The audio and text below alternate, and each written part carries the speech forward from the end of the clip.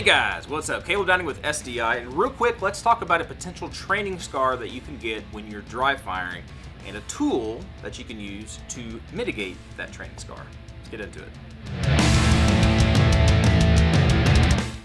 Alright, so dry fire, for people that don't know what dry fire is, that is going to a safe place and practicing manipulating your firearm, pointing the firearm, trigger press, reset, all that kind of stuff in a safe way without ammunition. It's dry. This is opposed to live fire, where you actually go to the range, go someplace safe, and shoot live ammunition. That came out wrong. Ammunition. Live ammunition.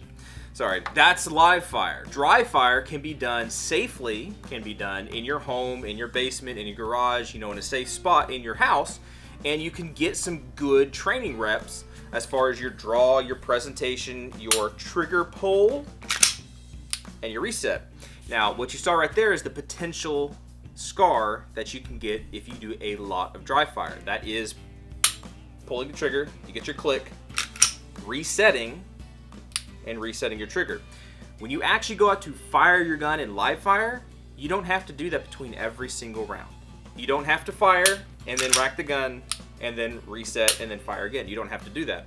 If you do this 100 times, couple hundred times in a week, depending on how dedicated you are, you could get some really, really good draws in your presentation, your touch points, all that stuff. That could all be golden. But then every time you've done that, if you are resetting your trigger like that, reset, fire, racking the slide, and practicing that is not a practical thing that you're going to do on the range. Again, because these are semi-automatic firearms, you don't have to rack the slide every single time. So the tool that we're talking about that can help mitigate that, in this case, is called a dry fire mag. Now, there's different companies that make different ones. This is a specific one made for the Glock 48 MOS.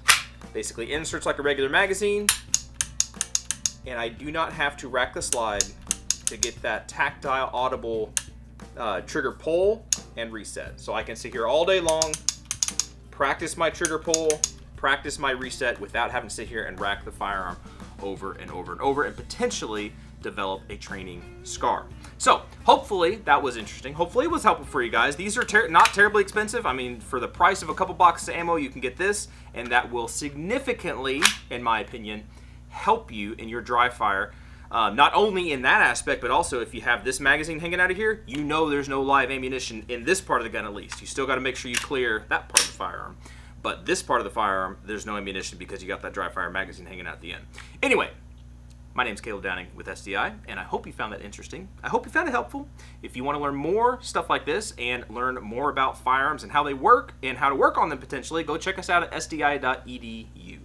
Y'all be good to be safe. Appreciate you, and hopefully we'll catch you in the next video. See ya.